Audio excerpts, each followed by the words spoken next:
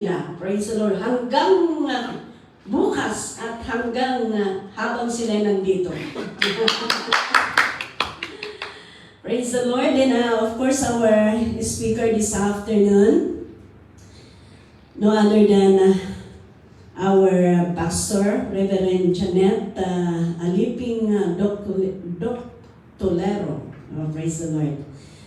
She was born November 25, 1971, and Camp 6 Canon Road, Tuba, Benguet, kung may taga-Benguet sa inyo. Her parents are both native of Banao, Baungco Mountain Province. She is married to Pastor Alex Doctorero of Asan Norte, Sison, Pangasinan, and 2008, and blessed with a daughter named Janlex Ruth. She came to know God after the Killer Quake in 1990 and participated in the music and dance ministry at Lions Club. She finished her course and passed the board exam in the year 1992. In 1993, she was called by God to join the DTC or Discipleship Training Course. She became a member of the Gospel Concert team in 1992 and traveled from Luzon, Visayas, Mindanao, and other places overseas to minister through gospel songs. She has also recording in tapes and CDs with other members of the concert team. Her first assignment as disciple was in Pili, Zambales in 1994, and then transferred to Mangkayan until she was sent to Lipanto for pioneering work. She was also assigned to Pastor Ichagi Isabela, I think may taga-Isabela dito, and Sevilla, Ilocosur, and co-pioneered Balidbid, Salcido, Ilocosur. Batuan, and was sent also to Camp 4 in 2009. She was ordained in 2013 at BSU Gym, and she oversees the work in Canon Road, Rosario, La Union, Nangalisan, and part of Sablan for almost 12 years. Until this January 2026, she was transferred to Daklan to oversee the work in Bukod, Benguet. So kata-transfer po niya sa Bukod. So makita po natin dito itong alagad ng Panginoon na gagamitin niya. Kung bakit ko binabasa itong profile niya, makikita natin itong mga ginagamit ng Panginoon na hindi po sila basta-basta. Okay? They have given their life to the Lord and they experience many testing and many circumstances in life. But praise the Lord, they are still standing and serving the Lord. So I would like, brothers and sisters, let us all arise and let us give a hands clap offering to the Lord as we welcome the servant of God, Pastor Janet Aliping Doctolero. God bless you, Pastor.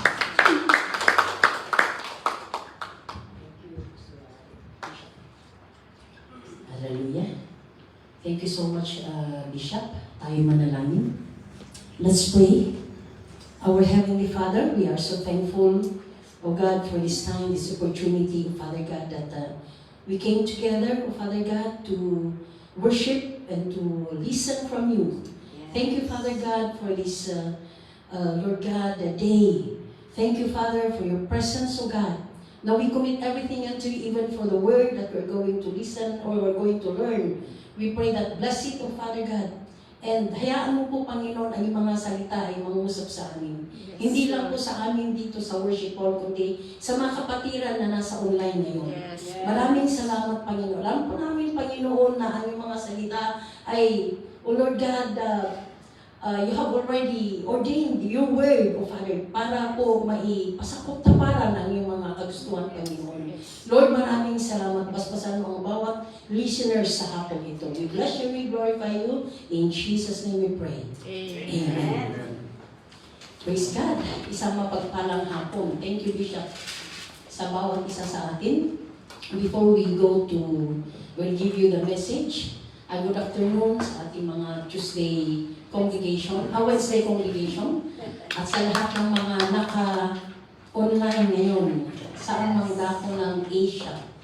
Okay, so thank you. I would like to say thank you to our tatang, beloved Bishop Moses, Mother Adeline, and of course our global overseer, Bishop Rachel, our Asia overseer, Pastor Evelyn, thank you, and sa lahat ng mga pastors dito sa Hong Kong, thank you so much.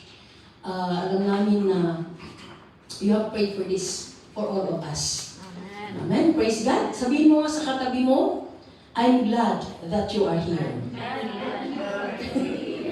Amen. We're so glad that we are here. You see? So we are so thankful. Kami rin po na galing sa Pilipinas. All the way from the Philippines. Sabi nila, kumusta? Sabihin mo sa mga kapatiran doon, you extend our regards to them.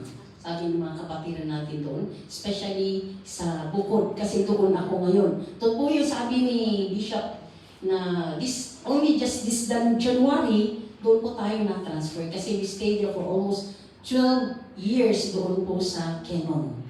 Yan, nag-swap kami ni Pastora Rebecca. Yan. So maraming salamat po. Okay, let's go to the message. I will base it on my own experience and testimony. Kasi mas maganda kung ano yung experience mo, yung nangyari sa buhay mo, kung iyon ang may message, mas malaki ang impact. Amen. Kasi simple lang ito, pero the word of God for this afternoon is for everyone. Yan, for everybody. Yan, ang title po ng ating papag-aralan ay Living for God's Purpose or Design. Okay? Tayo po'y nabubuhay, alam po natin na ang purpose or layunin ng Diyos sa ating buhay ay maganda. Wala pong layunin ng Diyos na ikasisira natin. Gusto ng Panginoon na tayo ay bago umuwi sa place na Kanyang inihanda, gusto niya na tayo maging handang-handa. So that when the time will come, you see, tayo ay naka-ready. Sino ang naka-ready? Praise God, naka-ready tayo namin. By the way, siguro yung lingwahe natin medyo may Ilocano ng konti. Ilocano, Tagalog, at saka English. Okay? Hallelujah. Sa Proverbs chapter 19, verse 21. Let's open our Bible in Proverbs chapter 19, verse 21. Ayan. Okay. Anong sabi niya nun? 19:21, there are many plans in man's heart. Nevertheless, the Lord's counsel. There are many plans in a man's heart, nevertheless, the Lord's counsel that will stand. Marami pong plano ang tao sa kanyang puso, sabi nito. Pero ang mananatili pa rin ay yung kagustuhan ng Panginoon. The Lord's counsel that will stand. Okay, so bakit nilagyan ko ng title na Living for God's Purpose? Alam natin na ang tao, you see, ang tao kasi, dagiti tao, kung titignan natin, maraming mga gusto sa buhay. Maraming plans, maraming gusto in the future, sa present, sa future, maraming gustong tuparin. Kasi, pati mga kapatiran dito sa Hong Kong, hindi lang sa Pilipinas. Ano bang layunin natin kung bakit, example, layunin or purpose natin kung bakit tayo nag-abroad? See, iisa lang, sabi nila, mag-abroad ako para kumita ng pera, ng dollar. Para makapagpatayo ako ng malaking bahay. Makabili ako ng maraming sasakyan. Makabili ako ng malawak na lupain para pagdating ng panahon ay kung ano yung tawag doon, magbabakasyon ka o mag-retire ka, at least doon ka uupo at doon ka magtatrabaho. Maraming mga plans, mga layunin. Pero ang sabi ng Diyos dito, nabasa natin, you see, yung sabi niya rin, many plans in man's heart. You see, even me, when I was not yet a believer in the Lord, marami akong plano sa buhay. You see, sabi, isang plano ko sa buhay ay gusto kong siyempre lahat naman siguro maging successful ang pamumuhay. Awan nga timakin kaya't nga ang buhay nila ay bagsak, gano'n. Gusto natin maging victorious, maging successful, kaya tayo mag-aral, pagkatapos nun magtrabaho, at marami pang gusto kong sa katuparan sa aking buhay. Pero sabi nga, it's not my will, but the will of God. Kaya siguro kung tinumpang ko din kaya ko, yung kagustuhan ko, yung gusto kong gawin dito sa ibabaw ng lupa, when I was not yet a believer, wala ako dito sa harapan. Kaya awanak siguro tatanga, makarakter nga, ay sasaw. Mabaling ako na tayo nga ay, hindi ako pastor, gano'n. See? Now, nakikita natin dito, ang purpose or plano ng Panginoon sa ating buhay. Ang tanong, alam niyo ba rin ang purpose ng Diyos sa inyong buhay? Ano mo yung mga purpose ti Apo ti Biagyo? Mabanga ko natin, yes. Alam ko yung purpose ng Diyos sa aking buhay ay ganito, ganyan, marami. No? So, dito natin makikita na hindi po yung kagustuhan natin ang matutupad, kundi po yung layunin ng Diyos sa bawat isa sa atin. Okay, meron akong ibibigay dito na purposes, 4. You see? Na simple lang na gagawin natin. Okay. Hindi lang ginawa o ginagawa at gagawin. You see? So, ano yun? Number one here is, alam natin, we know God, to know Him. Okay. Sa John chapter 17 verse 3. Okay, sa John chapter 17 verse 3. Tignan po nga natin. Sa John chapter 17 verse 3, akala ko may post. And this is eternal life, that they may know you, the only true God, and Jesus Christ whom you have sent. Ito po yung prayer ni Jesus sa kanyang Ama, mga kapatid. Ay, nandun pala doon. Ito yung prayer niya. Jesus spoke this word when He lift up His eyes to heaven. Ito yung prayer niya na gusto niya. Okay? Sabi niya rito, that they may know you. Sinong tinutukoy niya dito? Yung mga tao na makilala pa siya, na siya ang totoong Diyos. You see? Okay. We know that when we read the Word of God, doon natin makikilala kung sino ang Diyos. Yung mga deeper thoughts of the Lord, alam natin. You see? Kasi alam natin na yung Bible, it is the blueprints of life. When you say blueprints of life, doon nakasulat yung mga alagad or tinatawag natin na rules ng Diyos sa ating buhay. Yung mga plans ng Diyos sa ating buhay. So, to know Him is one of the purposes, okay, kung bakit tayo na-create. Or, nung apa niya pinaswa ni Apo Diyos tayo, to know Him more. Sabihin natin, yes, I know God. Naglakad, ibaga tayong alam ko o kilala ko ang Diyos. Pero ang tanong, kilala mo sa pangalan, pero are you doing His will? Tinutupad mo ba ang kagustuhan ng Panginoon? You see? To know Him, sa Jeremiah chapter 29 verse 13. Okay, tingnan nga natin sa Jeremiah chapter 29 verse 13, anong sabi niya roon? You will seek me and find me when you search for me with all your heart. Sabi ko nga sa aking buhay noon, okay, pumupunta ako sa church, nagsisimba, pero actually hindi ko po siya masyadong kilala. Alam ko na may Diyos. Pero kulang yun kasi hindi ko talaga sinisik ang Diyos. Sabi niya na to, you will seek me and doon mo ako makikilala. When you search for me, what? With all your heart. Ibig sabihin nun, isik tayo na po Diyos, ang amon tayo na from our hearts. Hindi lang po sa knowledge, okay, sa mind, kundi with all your heart. Na buong puso. Kaya nung sinabi niya, you love the Lord your God with all your heart, with all your soul, and with all your strength. Loving the Lord your God sa lahat ng aspeto ng ating buhay.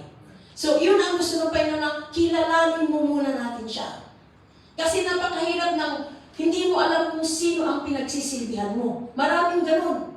Nalakalamot din may pagkaka, yes, I know you, Lord. Pero hindi nila alam kung sino ang direct ng kanilang pinagsisilbihan. Sino ba ang pinagsisilbihan nila? Maraming mga ganun. So, alam natin na there are still many blind na hindi pa nakakaalam ng katotohanan. Pero sabi doon sa John chapter 4, John chapter 8, yung verse 32. You will know the truth and the truth shall set you free. Sino yung totoo? Sino yung truth? None other than Jesus Christ.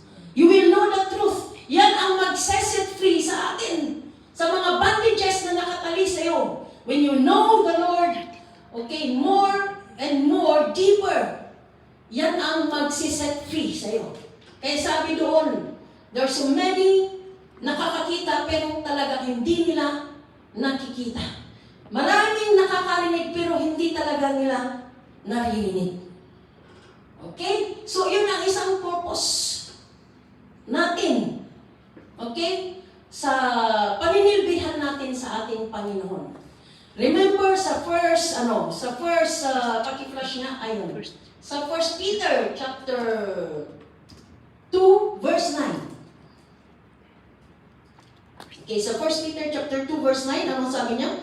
You are a chosen people, a royal priesthood. Okay, sabihin nga natin sa ating sarili, I am a chosen person of God. Amen. We are a chosen, pinili po tayo. Actually, itong 1 Peter chapter 2, verse 9, hindi lang po sa mga Israelites, physically. We are called the spiritual Israelites nowadays. We are a chosen, pinili po tayo, a royal, a peculiar people, special people of God. A holy nation, a people belonging to God, that you may declare the praises of Him, who called you out of darkness into His marvelous light, or wonderful light.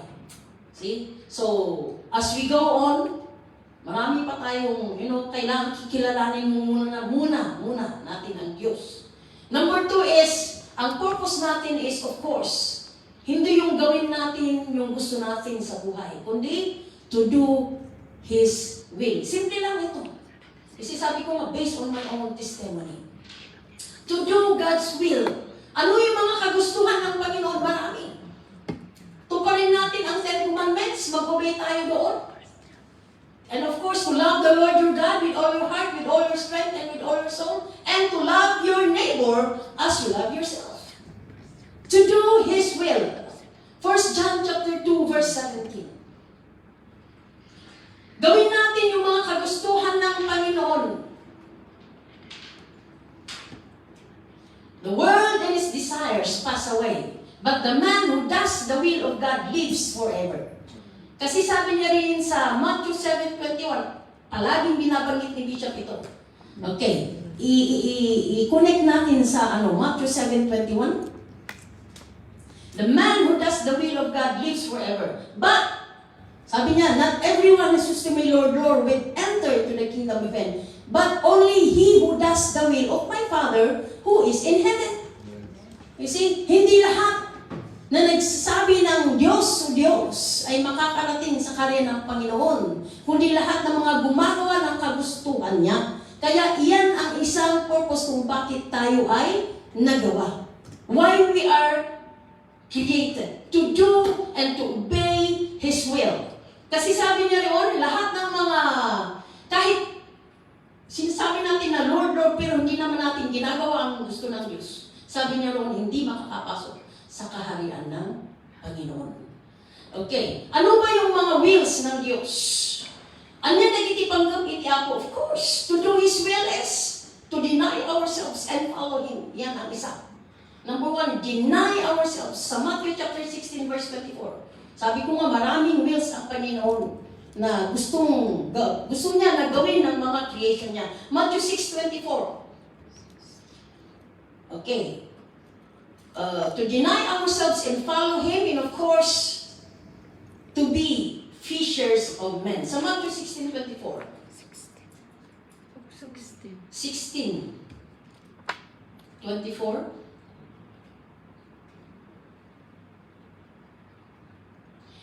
Okay, yes, thank you. Ayan, yan, yan. Then Jesus said to His disciples, if anyone would come after me, sa sino man na umay kanya, first is, of course, he must deny himself. How to deny ourselves, regardless of your status in life, your family, kung ano yung napag-aralan mo, kung ano man yung, ano yung naragpat mo, nga adal itibiyag. Either you are poor or rich. Sabi niya, you must deny yourself and what? Take up His cross and follow God. Okay, alam natin na marami pong mga nag-i-struggle. Yes, especially sa mga taong galing sa prominent na family. Kasi maraming nag-i-struggle. Ano nga nag-i-struggle? They don't want to deny themselves. No, mag-born again na Christian ako, especially pag yung sao ay nakatapos ng abogado or doktor. Kaya maraming mga padpadas na ka talaga. Pero sabi niya, we must deny ourselves and follow Jesus. And of course, make fishers of men. Nakikita rin natin sa Mark chapter 8, verse 34, at saka sa Luke chapter 9, verse 23. Mga supporting verses, iisa rin po ang sinasabi niya. Okay, doing the will of God is to make fishers of men. Kaya pumapasok dito yung evangelism. Okay, evangelism. We are so blessed. You see, we are blessed doon sa Pilipinas kasi doon namin nakita, lalo na pag pinopost, yung mga kapatiran dito sa Hong Kong. You see, na tawag doon, imbis na busy kayo, nakikita namin na you are making your time na mag-preach sa streets. Okay? Nagbibigay ng mga tracts. You're making use or you're using your time to share the gospel despite naman. Doon sa Pilipinas, maraming mga time. Pero dito parang kinukonsize nyo nga. You see? Just to evangelize souls. And doon nagsisimula, dumadami ang mga uma-attend sa church is just because of evangelism. See? Kaya doon din ine-exercise natin sa Pilipinas. Evangelism. Okay, to evangelize is to share the gospel, especially to those who are lost. Kasi alam pa natin mga kapatid na there are so many lost, marami pang, itimayawan na kanarwa. See, yan. Evangelism. Kaya ito ang isang pahalagahan natin. Alam natin na si Bishop Evelyn, palaging tinuturo ang evangelism. Kahit na pumupunta sa Pilipinas, nagtuturo about evangelism. Doon din kami nag-challenge. Kaya in every church, local church, may mga program sa evangelism, just like yung Healing Today. Alam natin yan, no? Yung Healing Crusade, na isang tawag doon, na kay Bishop, you see, na-reveal sa kanya. Healing Crusade, part ng evangelism yun. Going from one place to another, to preach the Word of God, and then to pray for those who are sick people. Part ng evangelism yun. Maraming way ang evangelism. Okay. Sabi nga rito, he who wins, even sa isang kaluluwa lang. Okay, many angels are rejoicing. Kahit isang kaluluwa lang ang maipupunta or maiawis tayo, mga kapatid, is nagre-rejoice ng angels of God. Yan. So, by the way, narinig ko yung mga testimony kanina sa mga baguhan. Part ng evangelism kung sino mga nag-imbita sa inyo, evangelism yun. Yan. Sa Pilipinas, pag tinuturo natin ito, may mga ways or may mga initiative ngayon ng mga pastor. Isang evangelism na ginagawa namin doon is, pag gusto mong mawin ng isang tao, you use your wealth. You see? Paano pakapyan isuda? Paano pangalan isuda? You see? Tatawagin mo sila, ililibre mo sila, dahil sa Pilipinas, alam natin, medyo mahirap ang pandon, no? Yun ang gusto-gusto nila. Pakainin mo sila sa eat all you can or fun. After that, doon papasok ang Evangelyo. After this, or while ongoing yung kainan, ongoing din yung conversation. Actually, naranasan ko na ito. Yung batch ko. Kasi sabi ko alam na, galing sa ibang bansa. Sabi ko, meet nga tayo. So, okay, magpapakapi ako. So, nagpakapi we meet in town. Yun. Sabi niya, pastor ka pala. Yes, matagal na. Siya, may apo na siya. Sabi sa akin, ilan ang apo mo? Wala pa akong apo, isa lang anak ko. Isunak, nagaduti ako na tata. Yung batch ko sa high school. Yun I shared habang nagkakapi kami, sabi niya, bakit ka nagpastor? May pera ba ang pastor? Pero sabi ko, ang kung sa kanya, kahit walang pera ang pastor, pero may reward dyan. Sabi ko sa kanya. Eh, siyempre hindi niya naiintindihan kasi unbeliever nga. Hanggang sa, to cut the story short, I shared him the gospel hanggang sa nailid ko siya sa sinner's prayer. Isang kaluluwa yun. Pero isang kaluluwa na patugang kini ako Diyos.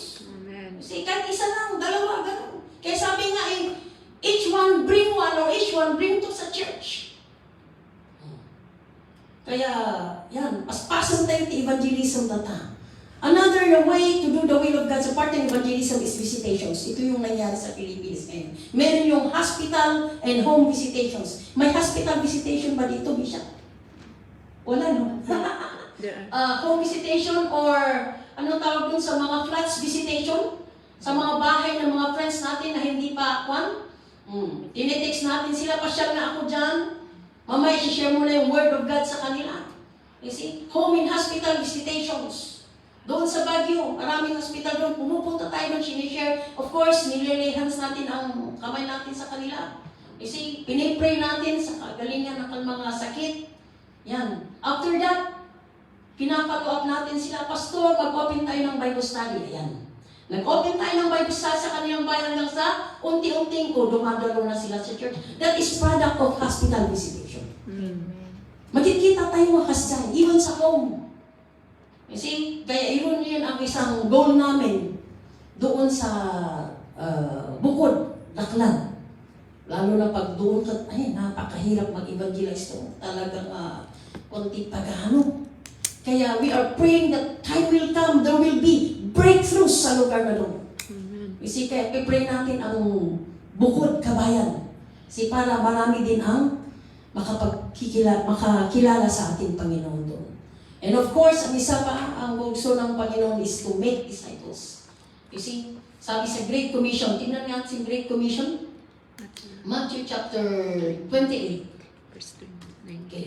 Matthew chapter 28, verses 19 to 21. 20. Therefore, go and make disciples of all nations. Disciples of all nations. Yes, tama yun. 28. Baptizing them in the name of the Father, of the Son, and of the Holy Spirit. Next. Teaching them to obey everything I have commanded you. Of course, Jesus was talking in here. Teaching them to obey everything. Sabihin na po natin everything. Everything. Hindi po pinipili.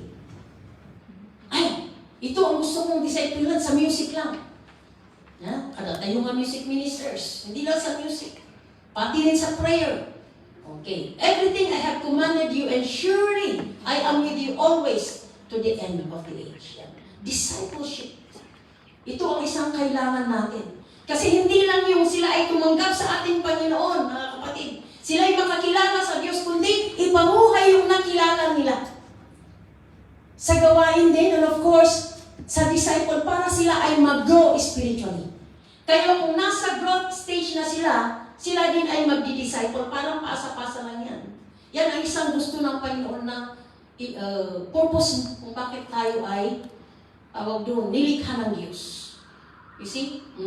Yan. Because we are His workmanship, His masterpiece, His obra maestra.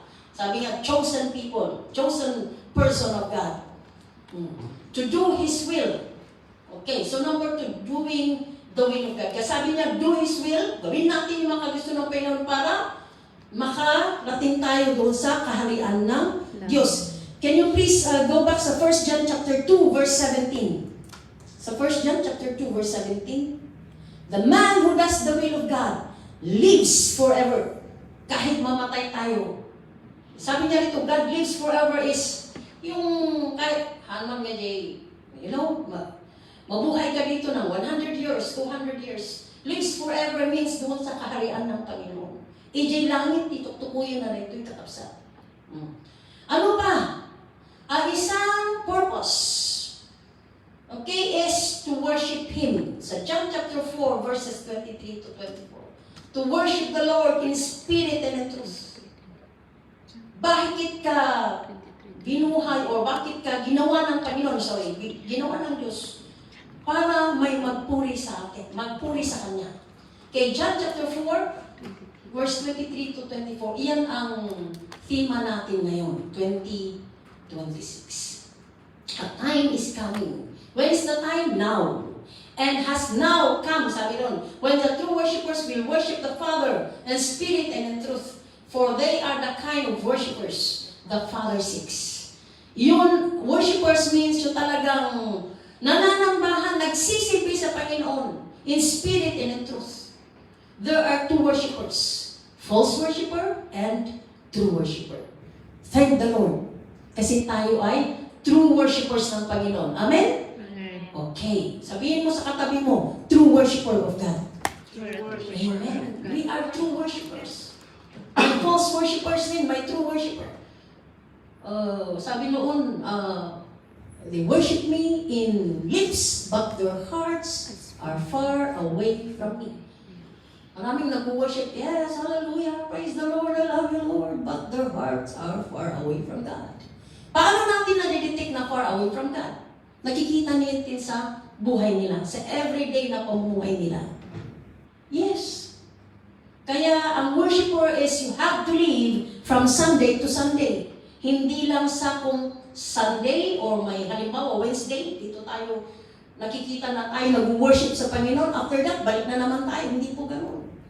See, ang true worshiper is lifestyle ng pag-worship sa Panginoon. Iba ano tayo na ito nga panagdayaw kini Apo Diyos. It's just like, eating 3 times a day, yung nakagawian na natin. Kasi iyan ang hinahanap ng Diyos sa atin. Kasi iyan ang hinahanap niya nowadays. To worship Him in spirit and in truth. To praise Him in spirit and in truth. Padayawan tayo ni Apo Diyos. Iti panagbiag tayo. Through, hindi lang sa music, let us be clarified. Kasi pag sabi natin na praise and worship or sa worship lang is music lang, hindi lang po sa music. Giving is worship. Hello? Amen. Are we giving our best to God aside from singing songs, you see, tukati music instruments? How about giving part ng worship natin sa Panginoon? When we say we love the Lord, are we giving our best through our resources, our income to God? Dito marami nag-i-struggle din. Nakayat mo, minsan nakayat nga, tumpal, itikas mo, panlangtan, yan na naman. Tithes ulit. Mamaya, giving ulit. Yan. You know what? Binabalik lang natin yung mga blessings na binibigay ng Diyos sa ating buhay. Amen. Isusubli tayo lang nagiging blessings na bigay ng ating Diyos sa atin. Without the blessing of God, wala po tayong napapala na blessing. Awan kayo malana tayo without the guidance and blessing of the Lord. Kaya, magbigay tayo. You see? Para sa kingdom ng Panginoon. We are so thankful kasi ang church natin, ito yung palaging narinig ko kay Bishop, without giving, hindi po makamove on ang trabaho ng Panginoon. You see, just like, kung kahit gusto mo pumunta, kung wala kang sasakyan, kailangan may mobility, may, tawag dun, mobile na gagamitin mo, punta ka doon para makarating ka. Kahit gusto mo kung walang sasakyan. Just like giving, you see, nakakatulong ito sa pag-move on, you see, sa kingdom ng Panginoon. Kung walang givings, nakarating ba ang ating mahal na bishop dito sa Hong Kong? Hanggang sa nag-spread sa Canada, all throughout. Kaya naging global ang Free Believers. Palakpakan nga natin ang Diyos. Through your giving, sa mga nauna, malagip ko, sabi ni Bishop, alam mo yung mga members natin doon, yung mga first na nauna doon, mga nagtitinda ng, nagkukulit ng mga botilya. Di ba noon uso may nagtutok-tok na may ada botilya, yun, kung wala na. Mga newspapers, mga ano, at saka yung mga vendors na naglalako ng mga vegetables and fruits sa mga daan-daan. Yun yung mga titiliwan na you see, mga kwan. Oh. Pero through their givings, nandito tayo. You see, so worship is not only through music, also in giving. You see, ano pa? Ang pag-worship is prayer. You see? Oh, prayer. To worship God is through praying. Who is praying to God every morning? Kaya may don't watch tayo.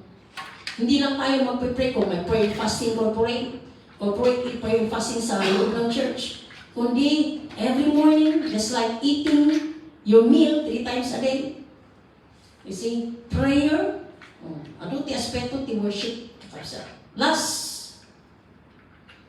purpose is, of course, to give or to bring or to give Him glory. 1 Corinthians chapter 10, verse 31. Okay, flash natin. 1 Corinthians chapter 10, verse 31.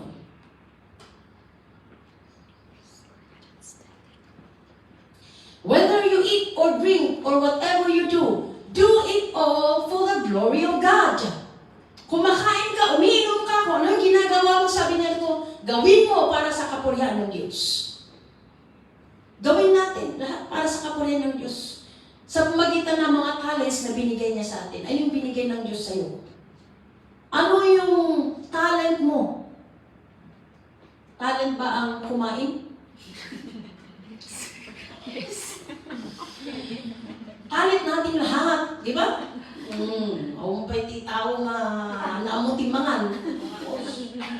Ano yung talent na binigay sa iyo ng Diyos? Ano yung skill mo? Ano yung, that's why we are special. You see? May skill na binigay sa iyo ng Diyos. Ano yung skill mo? Mostly kami nga napaparangay kat sa music ministry. Diba? Oh. Magaling tumugtog, magaling kumanta, maging sumayaw. Kung ano man yung skill or talent mo na binigay sa iyo ng Panginoon, gawin mo yan para sa Kanyang kapurihan. Amen. Nabasa natin, do it all for the glory of God. Kahit umiinom ka, kumakain ka. Ganun ba yung pastora? Yes. And sabi nyo, whatever you do. King noon, ginagawa natin for ourselves para makita ng mga tao kung sikat iday tayo na now you know the will of God. You know na isang purpose mo is padayawang ni Apo Diyos. For the glory of God lang yun. You see, yung time, gamitin din natin yung time natin. You see, give your time for the glory of God. Kaya, sabi mo kanina, we are so blessed kasi nakita natin ang pagpapaspor ng gawain ng Panginoon dito sa Hong Kong. Your time, talents, skills, and kung ano man yung kaya mong gawin, di kaya tayong maaramidan for the kingdom of God. Kahit maliit man ito o malaki. You see, kahit maliit, meron yung isang kapatid doon sa kwan. Sabi niya, Pastor, wala akong alam. Sabi ko sa kanya, lahat ng mga tao, we are born. You see, nabinigyan tayo ng talento ng Diyos. Kahit mga PWDs, PWD, person with disability, may mga talent yan. Ginagamit din nila yan. E di how much more tayo na kompleto. You see, to give and bring honor to the Lord, wala na pong iba. Iyan ang purpose kung bakit tayo ay ginawa ng Diyos. It's not to live, to do our wills. Okay? And, aramidan tayo, tikay kaya tayo. Yung nasabi niya rito. Living for God's purpose and design. Yan. Kaya, tayo mag-obey sa purposes na pag-aralan nito ngayon. First is to know Him. Number 2 is to do His will. Number 3, to worship Him in spirit and in truth. Number 4 is to give God the glory. Everything that you have. Simple lang ito. Ito yung purpose. Wala na kong iba. Kung magdakatin na ilubungan, ano-ano ti purpose mo. Just like, sabi ko nga kanina, maraming nag-abroad, pumupunta sa iba't ibang para lang magtagid na ti kwarta. Marami silang gustong gawin sa buhay. You see? Yung mga, sa mga baguhan na nandito ngayon, God has a purpose for you. God has a plan for you.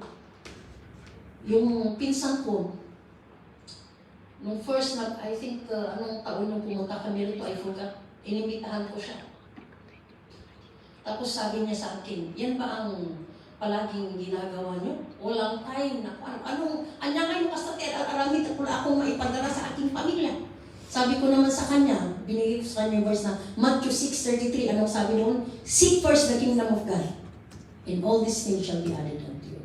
Unahin mo muna ang kagustuhan ng Diyos, ang karihan ng Diyos, na sa gayon, sabi niya rito, kung ano yung aspiration mo at gusto mong mangyari ay ibibigay ng Diyos. Alam natin na ang Diyos is able. Hindi po siya nagkukulang. Amen? Hindi nagkukulang ang Diyos. He is able.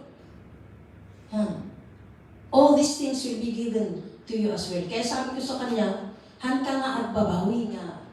Kasi in my kadituhi, sabi pa niya nung una, pumunta ako dito para magtrabaho. Hindi ako pumunta dito para mag-church na. Pero in-explain ko sa kanya yun. Pero ngayon, hanggang ngayon, nandito naman siya. You see, at may sangaman-aramat mo lang. Yan. So, ito lang ang pwede kong sa atin ngayong hapon. Simple lang ang mga ito na tinuro sa akin ng Diyos na ipinapasa ko rin sa inyo.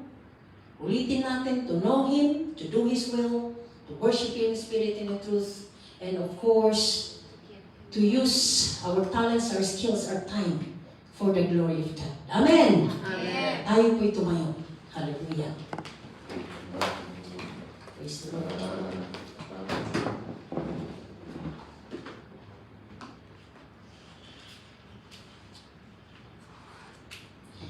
So mag-individual prayer tayo.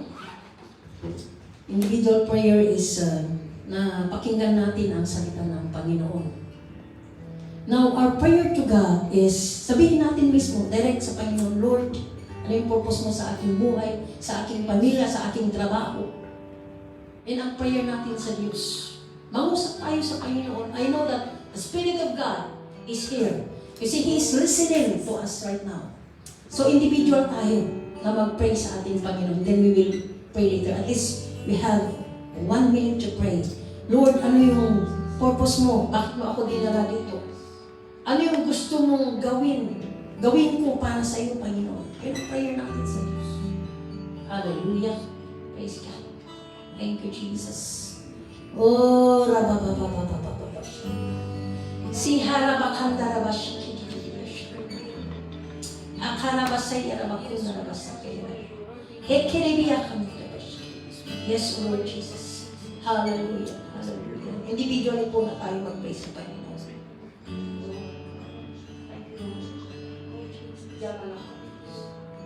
Thank you, Lord.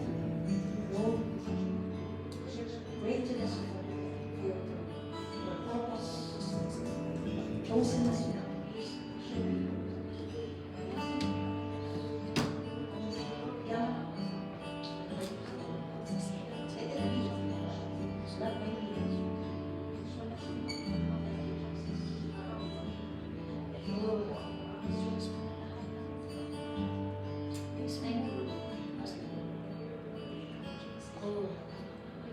Thank you, Jesus. Hallelujah. Hallelujah. Thank you, Lord. Yes. Thank you. Maraming salamat, Panginoon.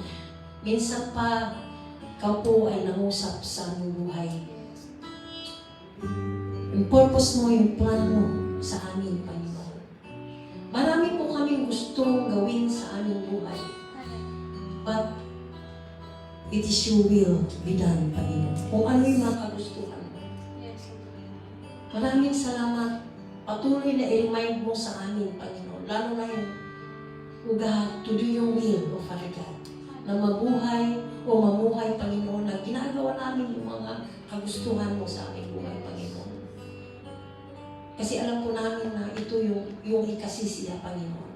Ganon din po nila, Lord, malalaman o makikilala ka pa namin ng buong buo. And of course, O God, to become your true worshipers. Hindi lang yun. Kundi, Lord, yung mga nandito sa amin, kung ano po yung nasa amin, gamitin mo para sa kaluwalhatian mo lamang, Panginoon. Hallelujah. Alam mo ang bawat isa na nandito ngayon sa hall na ito. Ganon din po yung mga naka-online ngayon sa oras na ito. Kilala mo ang bawat isa sa amin, Panginoon. Wala ka pong hindi kilala. You know us, that we have said in your word, even the numbers of our hairs. Yes.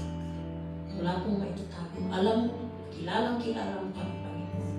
Kaya pinipray namin, O God, kung ano po yung mga will mo, yun po ang matutupad. Yes. Maraming salamat. Basbasan mo ang bawat isa sa amin. I-bless mo din, Panginoon, ang mga families namin. I-bless mo ang mga jobs, mga trabaho, ibang mga kapatiran, Panginoon, na nandito. Bless mo sila sa mga job nila, sa mga trabaho nila, sa mga businesses nila. Hallelujah. Sa gawin, Panginoon, ay, O God, Jimmy, balintay ako, successful ako, Diyos. Yes. Hallelujah. Thank you, Father God. Wala pong ibang mapapapurihan kundi ikaw naman po, Panginoon. We give you all the glory, praise and adoration. In Jesus' name we pray. Everybody say, Amen. Amen. Hallelujah. Praise God. Thank you for listening. God bless us all. Balik po natin sa ating MC, kay Bishop.